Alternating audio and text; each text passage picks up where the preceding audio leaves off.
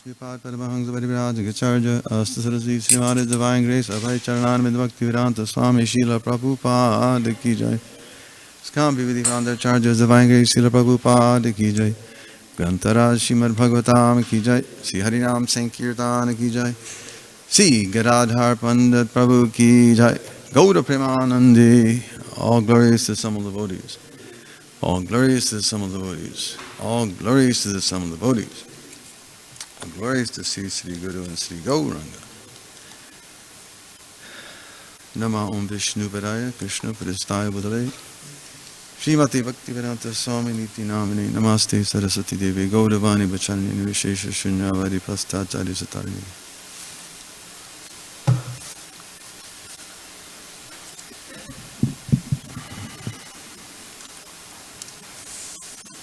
Om Namo Bhagavate Vasudevaya.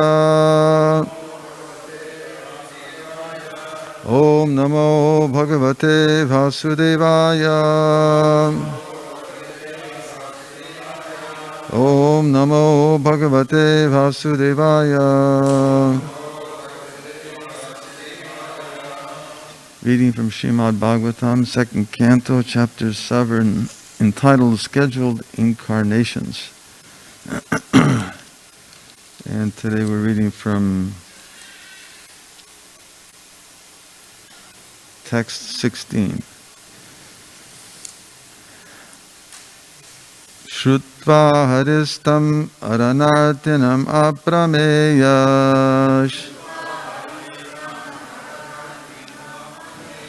Shrutva haristam aranartinam aprameyas.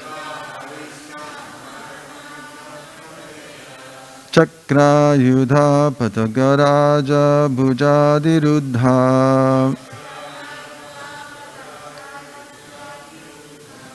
Chakra yudha patagaraja bhujadiruddha. Chakrena nakra vadanam vinupatya tasmad. Chakrena nakra vadanam vinipatya tasmat. Daste parigrahya bhagavan kripayo jahada.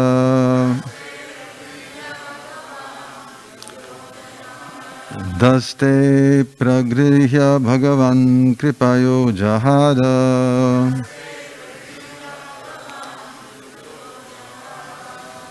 Shrutva haristam aranardinam aprameyas.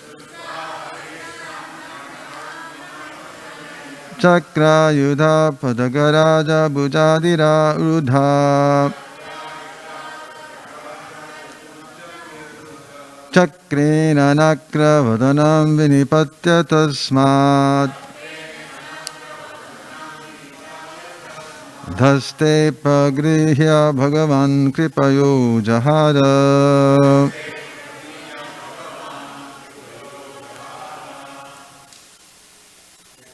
Please.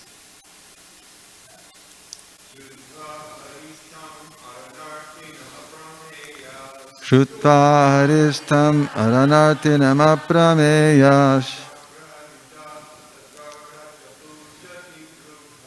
Chakra yudha patagaraja bhujadiruddha.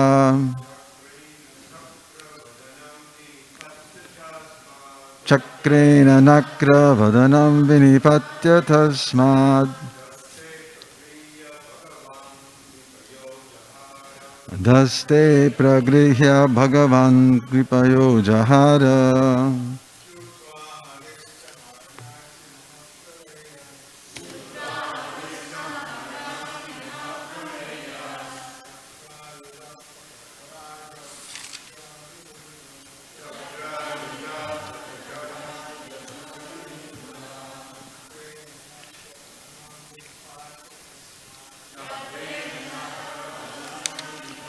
Tasmad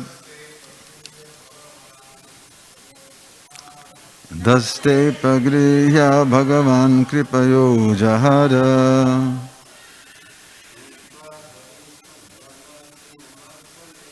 Jutva haristam aranartanam aprameyash Chakra yudha patagaraja bhujadirudha Chakrena nakra vadanam vinipatya tasmad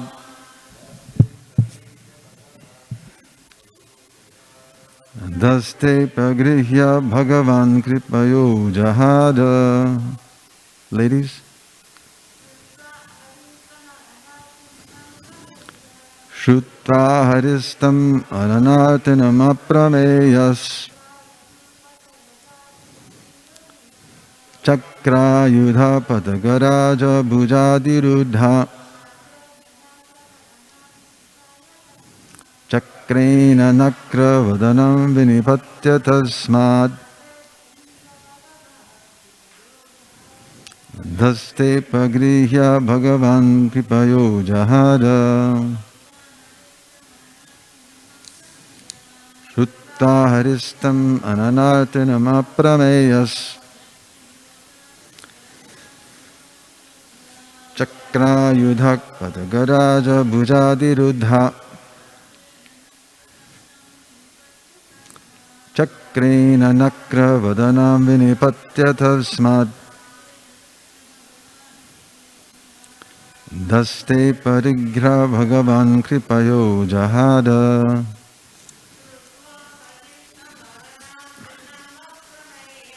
Shrutra haristam ananartanam aprameyas Chakra yudha padagaraja bhujadirudha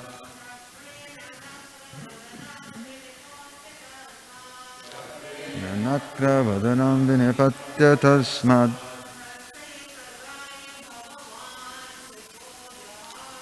Dhaste parigra bhagavan kripayo jahada Shrutva, by hearing Hari, the personality of Godhead, Tam, him, Arana Artinam, one who is in need of help, Aprameya, the unlimitedly powerful Lord,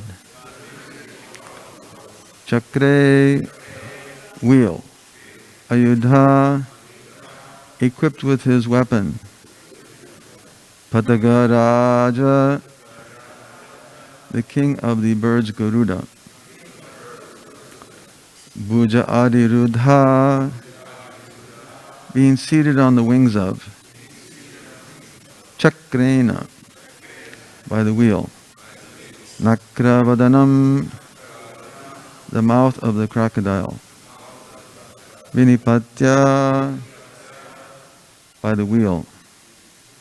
I'm sorry, a cutting in two. Right? Tasmad, from the mouth of the crocodile. Haste, in the hands. Pagrihya, taking hold of the trunk. Bhagavan, the personality of Godhead. Kripaya, out of causeless mercy. Ujahada, delivered him. Translation and purport by His Divine Grace, Srila A.C. Bhaktivedanta Swami, Srila Prabhupada Ki Jai. Translation. The personality of Godhead, after hearing the elephant's plea, felt that the elephant needed his immediate help, for he was in great distress. Thus, at once the Lord appeared there on the wings of the king of birds, Garuda, fully equipped with his weapon, the wheel, chakra. With the wheel, he cut to pieces the mouth of the crocodile to save the elephant, and he delivered the elephant by lifting him by his trunk. Purport. The Lord resides in his Vaikuntha planet. No one can estimate how far away this planet is situated. It is said, however, that anyone trying to reach that planet by airship or by mine ships, traveling for millions of years, will find it still unknown. Modern scientists have invented airships, which are material, and yogis make a still finer material attempt to travel by mind ships. The yogis can reach any distance, any distant place very quickly with the help of mind ships. But neither the airship nor the mind ship has access to the kingdom of God in the Vaikuntha Loka, situated far beyond the material sky. Since this is the situation, how is it possible for the prayers of the elephant to be heard from such an unlimitedly distant place? And how could the Lord at once appear on the spot? These things cannot be calculated by human imagination.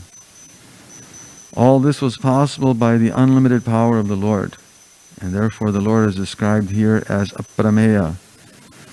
For not even the best human brain can estimate his powers and potencies by mathematical calculation. The Lord can hear from such a distant place. He can eat from there, and he can appear simultaneously in all places at a moment's notice. Such is the omnipotency of the Lord. Om Jnana Timirandasya Jnananjana Shalakaya Chakshunamritam Jene Tasmai Sigaravim Gam Gurudeva Pangam Langayate Girimyarkivadamanandi Sigaram Tinadhan Paramananda Madhavam Sri Chaitanya Ishwaram.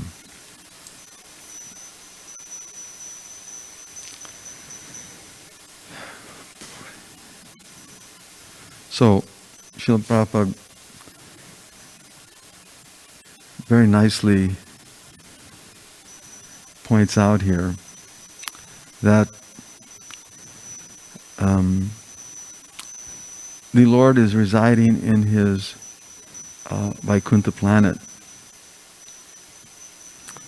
And no one can estimate how far away this planet is situated. Although the scientists try to give some speculative idea about the size of the universe, which is Srila Prabhupada very nicely, and it's given to us very in a detailed way by Shukadeva Goswami, and we don't have Judakarmi here, our scientists, who can explain much nicer than I, but we can understand that the universe, at least according to their vision, anyway, their idea is always changing. First it's 13 or 14, billion years, light years. And they equate that with the age, right? They consider that the age of the universe is 13.8, and they're measuring it by their measurement of light years. What is a light year? 186,000 years or miles per second. 186,000 miles per second is 1 light year. So their idea is that the earth is, or the universe is, some 13 billion years, light years. But then they come back and say, which again is in relation to the age of the universe. But then they're saying now that actually we think it might be 86 billion light years. But now actually it might be unlimited. So in other words, they don't have an answer. Because how can, again, the universe, they consider it to be 13 or whatever, 14 billion light years old. They're saying now that it's some 86 billion light years expanded. And that it's ever expanding. Anyway, the whole argument is nothing but speculation. The fifth canto gives us a more clear definition, very concise, that the universe is this particular universe, because there are unlimited universes. This particular universe is, 4 trillion, 4 trillion year, 4 billion? 4 billion. That's what it is, 4 billion miles expanded. The sun is in the center, and from the sun to the edge is 2. 2 this way, 2 that way, so it's 4 billion miles in diameter. But, and again, how the planets are stacked on top of each other, from the lower to the middle to the higher planetary systems, all of this is very nicely described in the Srimad Bhagavatam, which is being so nicely presented now by the Vedic Planetarium Project in Mayapur, the new temple that's being constructed. Srila Prabhupada's desire was to have this presented in such a way that you could see it and understand it in very concrete terms and description. And not that it's some speculative idea. But here Srila Prabhupada points out that no one can estimate how far this planet is situated, this Vaikuntha planet of the Lord, where he resides. In the Krishna book, there's a very nice pastime, who went to visit the Lord. Does anyone remember that pastime? Krishna and Arjuna. It's the last chapter in the Krishna book, where Prabhupada describes how Krishna and Arjuna, they traveled by Krishna's Transcendental Chariot. Because again, we have to understand that what they're measuring is the speed of light. They're going by light years. If there's something that goes faster than light, then their whole argument is null and void. It crumbles. Their whole argument, the whole scientific argument crumbles if there's something that goes faster than the speed of light. So, and we know from descriptions in the Bhagavatam that great yogis and powerful mystics, like Durvasa Muni, for instance, was able to travel throughout the universe all the way up to the doors of Vaikuntha in a year's time. Krishna and Arjuna, they traveled in Krishna's Transcendental Chariot, Prabhupada describes. Can you imagine a Transcendental Chariot that's powering through the creation all the way up to the higher planets where Lord Narayan is residing? So, the Vedic literatures point out that there is something that's faster than the speed of light, and that is the transcendental traveling that takes place by the great Mahabhagavats, and by the Lord himself, of course. Anyone who is trying to reach that planet by airships or mine ships, traveling for millions of years, will never find it. Pantastu koti satavatsara sambram gamyo vayora tapi manasa muni pungavanam. The Brahma Samhita very nicely describes how only the tip of the toe of the lotus feet of the Lord is approached by the great yogis who are engaged in all sorts of pranayamic exercises, or the jnanis who are, by the process of elimination, they're trying to understand the Absolute Truth. After millions and millions of years, they're only able to approach the tip of the toe of the Lord. What to speak of the modern scientists who, as Prabhupada points out here, who have invented airships which are material. I used to, I remember growing up, was always looking forward to the next episode of one show, Star Trek. And I was always fascinated by their travel, right? They would go into, what is it, time warp, right? They would go from regular speed into a time warp where they could speed up to such a speed that they could travel to a different time dimension. And that there were all sorts of interesting creatures and inhabitants. And this of course we can understand. In one way, there's some reality there, but in the other way, it's just a fantasy. They're hoping that they could be able to travel at such a speed and beyond to different dimensions, but by their mechanical means, as Prabhupada points out here, whether it's by airships, which are material, or even by finer means, mind travel, they're still never able to approach, as Prabhupada points out here. Neither the airship nor the mind ship has access to the kingdom of God. So they can travel all they want, and the yogis can perform all of their austerities with the intent of becoming so powerful that they can travel from here to there in a moment.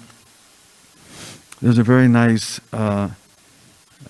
conversation in which Srila Prabhupada talks about how in his early years, in his early family, when he was with him as a small child, that a yogi would come and visit his father. And this yogi would tell his father that when I go to my spiritual master, I can touch him. And in 2 minutes, I can go from Calcutta to Dwarka. So Prabhupada points out that certainly the yogis can have great powers. They can, in an instant, he explains that they can go from Haridwar to Puri to Rameshwaram to Dwarka and take their morning bath.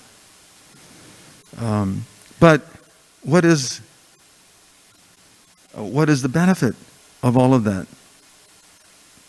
What is the purpose of it all?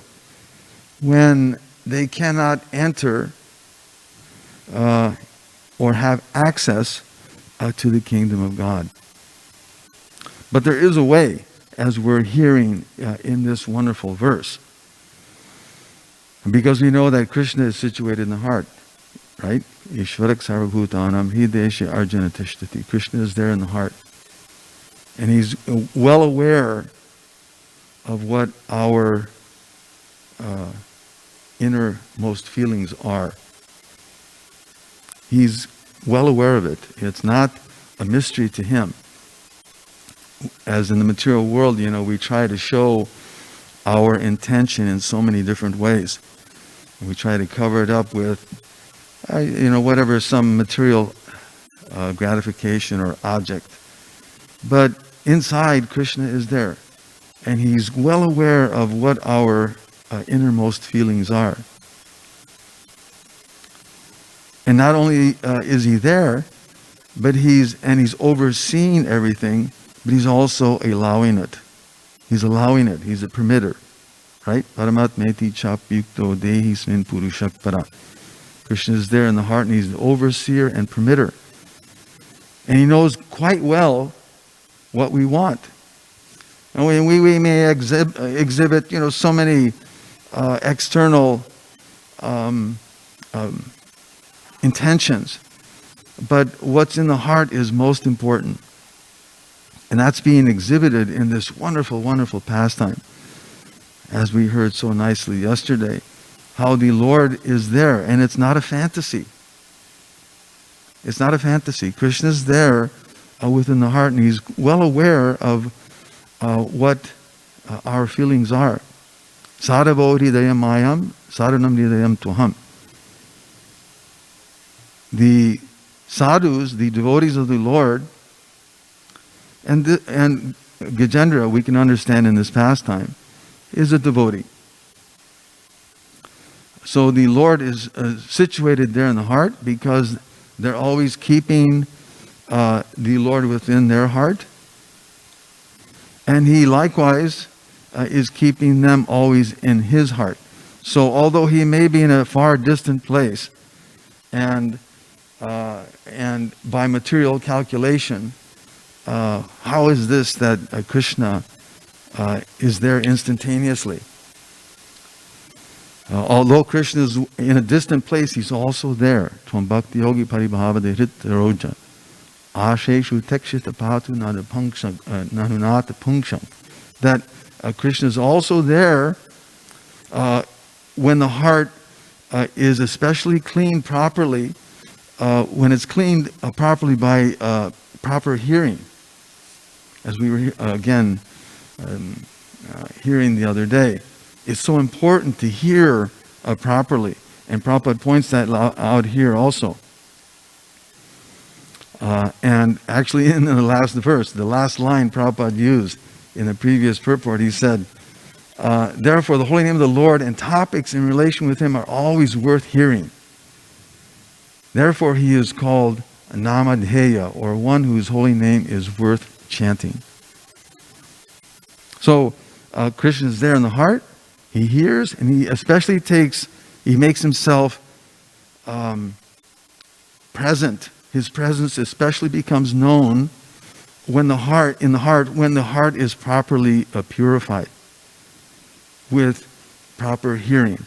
It's all a process.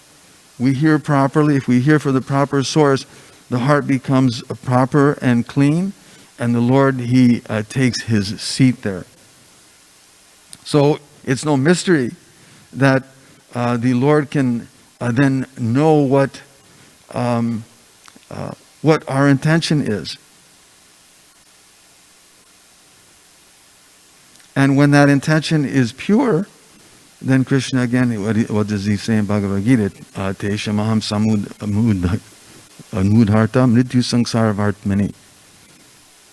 No, mrityu sangsara sagarat. That he becomes the swift deliverer.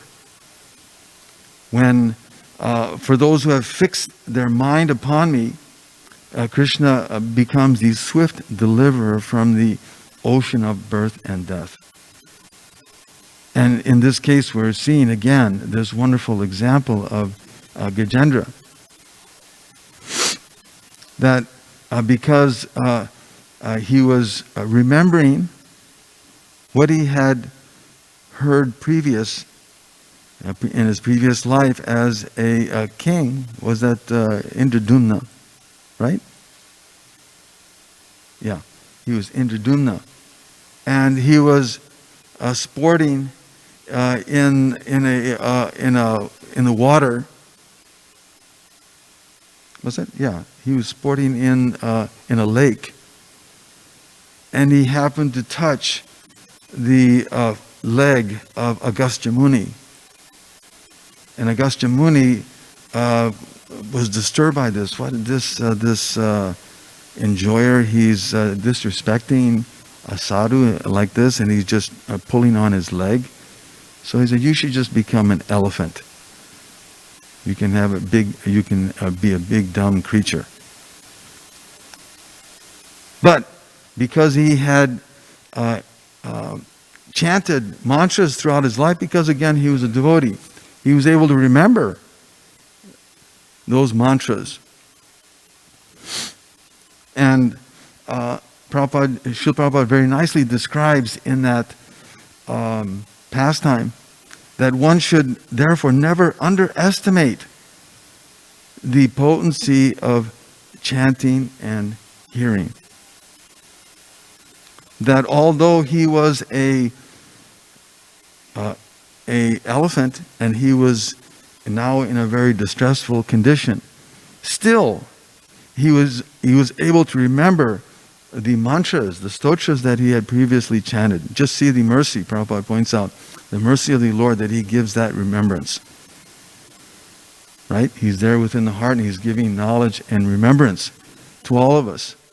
So just see how the mercy of the Lord that he gave him the remembrance that he could chant these mantras. Therefore, Prabhupada points out that it's so important for devotees to practice chanting some mantra. And of course, the Hare Krishna Maha Mantra is the most important, but one should also learn such wonderful mantras like Chintamani Prakara Sadmusukalpa Bhiksha. Ito Nishinga Parado Nishinga Yito Yito Imitato Nishinga. So many beautiful prayers Srila Prabhupada was pointing out. Because if we can fix that in our mind, if for some reason this life is not perfect, we fall short. In the next life, we'll be able to remember. Again, we'll get the chance to remember the Lord because of those mantras that we fixed in our minds. And of course, we know that every Vedic literature, every verse in the Bhagavatam, every verse in the Bhagavad Gita is a mantra. But if we can remember these wonderful sound vibrations and fix them in our mind, then we have such a wonderful chance of being given special mercy by Krishna at the end of this lifetime. Srila Prabhupada points out, he quotes from Shukadeva Goswami, he says that, Shukadeva Goswami said that those who hear this narration, the prayers, and especially the prayers, and the liberation of Gajendra, that if one hears this properly, one is fit to be promoted and can counteract the troubles of bad dreams. It's very interesting. Prabhupada points out that bad dreams are due to sinful activity. Because we're engaged in some sinful act, we have bad dreams at night. And he gives the example of the guru.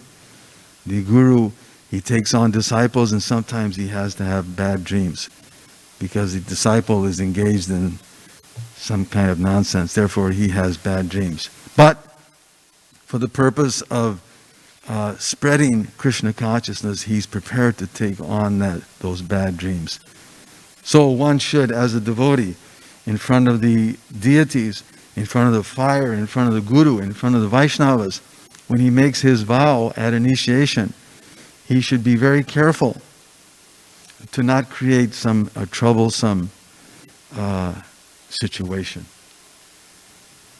Finally, the Lord, at the end of that pastime, he points out that those who rise at the end of night, in the early morning, and offer me your prayers, they recite these prayers, offer me your prayers, I give an eternal residence in the spiritual world at the end of their lives.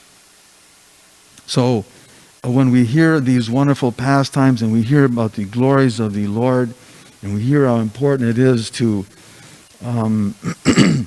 remember these pastimes and share these pastimes, we can understand why, when Prabhupada says here, he is described as Namadhyaya, or one whose holy name is worth chanting. And we'll end there. Are there any questions or comments? Sachitanai.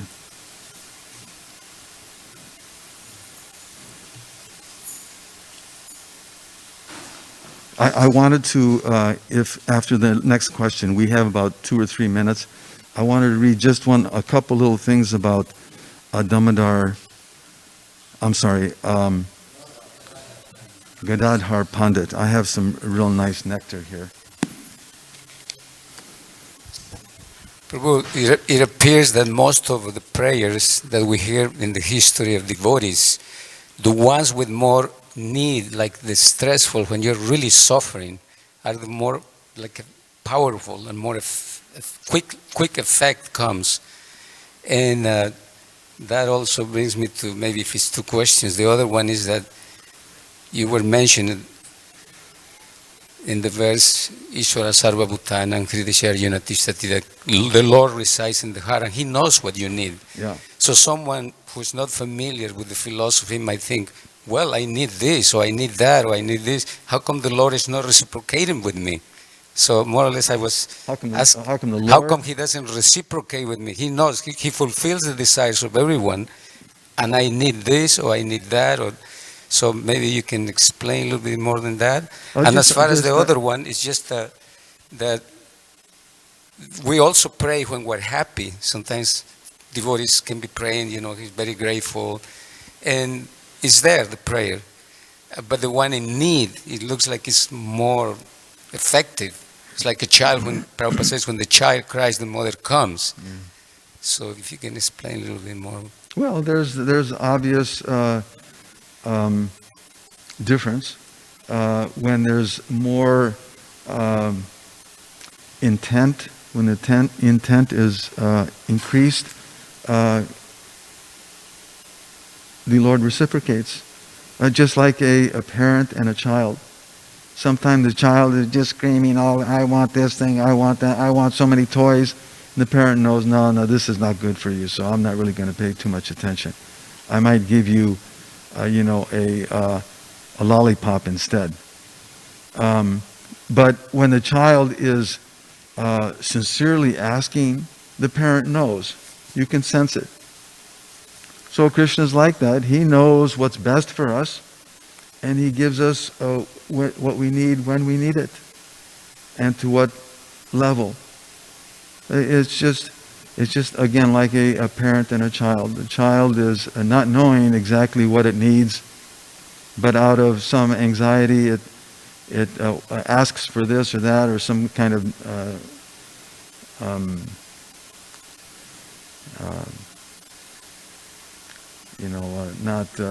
not a pure desire.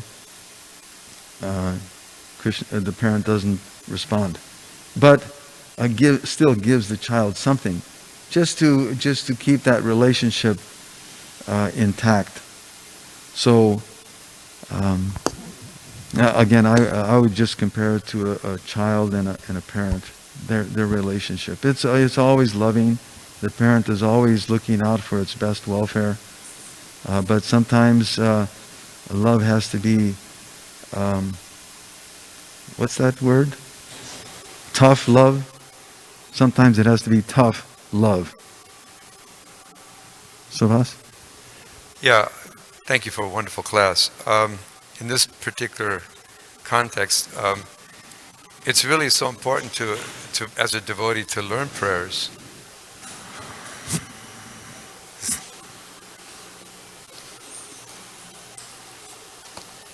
And then if we learn the prayers properly, then we know what to ask the Lord. It reminded me of an example that Prabhupada gave, and in that example, he stated that there was one time a lady walking with a bundle of sticks on her head, firewood, and as she was walking, somehow she tripped or whatever, and she dropped the bundle of sticks. So she started praying out to the Lord, "My dear Lord, please help me. I need these sticks. I can't pick them up. Please help me." And so she was praying and begging and crying for Krishna. So then He appeared, and then Krishna said, "Yes, what can I help you with?" And then she says, "Could you kindly pick up this bundle of sticks and put them back on my head so that I can carry them?" So if we don't know how to properly pray, we'll just pray for something material. Whereas if we learn how to properly pray, then we'll pray for service to Krishna. So it just reminded me of that particular pastime. Yeah, we don't know sometimes what we're praying for. Jai, Srimad Bhagavatam ki jai. So I just wanted to read just a couple minutes here about Gadadhar, Pandit Goswami. First, I wanted to point out that even when in the pronunciation, sometimes we're a little bit mixed up. I don't know. The pronunciation is a little bit mixed up. The word actually is Gadadhar. The second the second vowel is long. It's not Gadadhara, it's Gadadhar. So sometimes we get in even in kirtan we get a little it's a little lazy. Actually, it's Shri Krishna Chaitanya Prabhu Nityananda Shri Advaita Gadadhar Shivasadi Gaura Bhaktavinda. It's not Gadadhara. It's a long A. The second second syllable is long. Just a little bit of information there. Yes.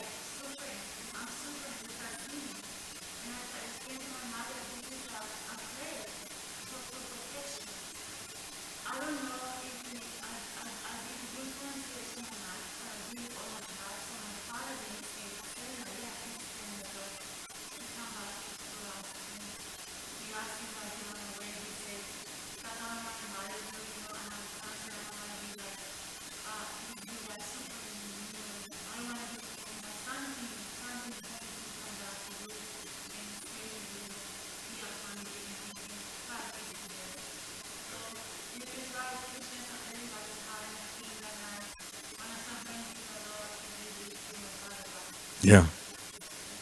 Jai. Krishna is in the heart, and he knows exactly what we want and what our intent is. And sometimes when it comes out, it may not be quote unquote perfect, or we're not Sanskrit Pandits. Srila Prabhupada was not interested in that. I remember being in Mayapur, in Vrindavan, one evening, and Srila Prabhupada was giving a darshan in the courtyard, and he insisted that all his disciples be there, although he was speaking to the locals in Hindi. Then afterwards in his room, he was asked why, and I was sitting in the side, and Prabhupada was asked why he was insisting, and Prabhupada said that because it's absolute, it's transcendental sound. Whether you really understand it or not, whether you can comprehend it or not, doesn't matter.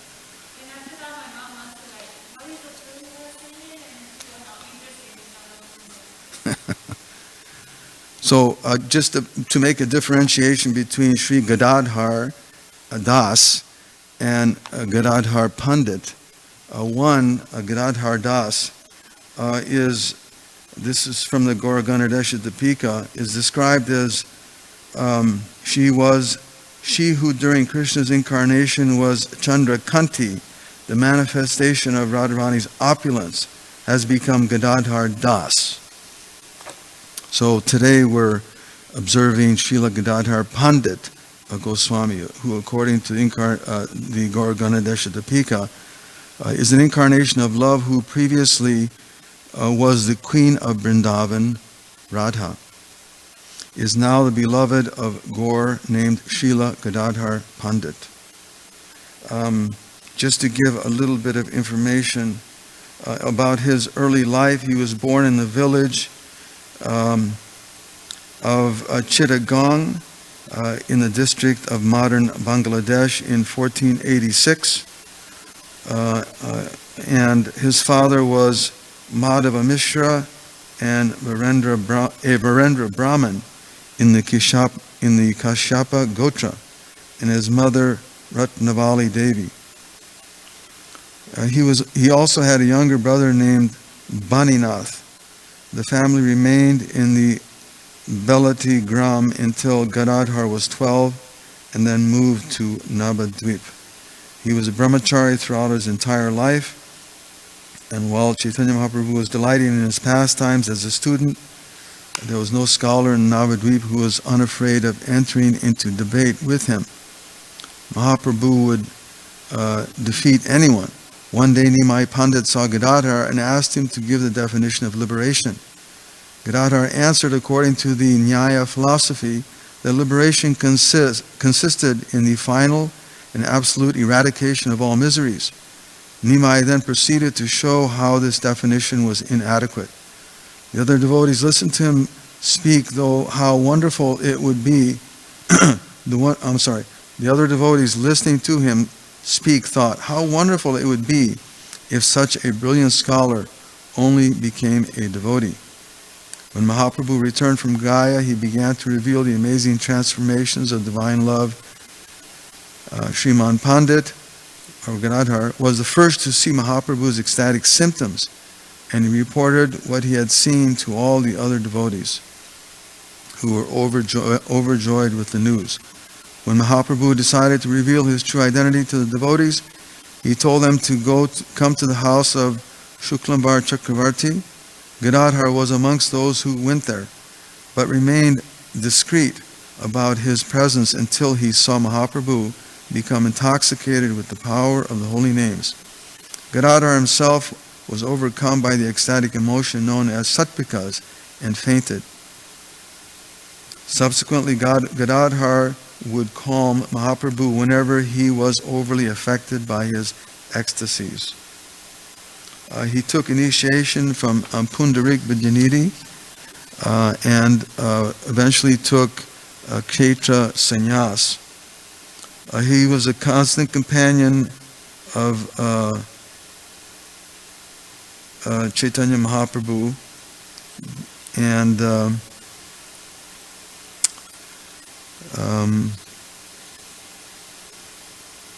one last couple of pieces here from the Chaitanya Charitamrita.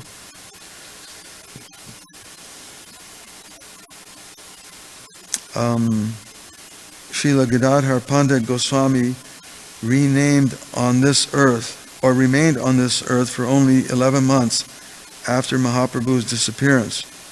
In Bhakti Ratnakara, Narahari Chakravarti has described the terrible suffering of Gadadhar in Mahaprabhu's separation. He remained alive only in order to be able to see Srinivas Acharya.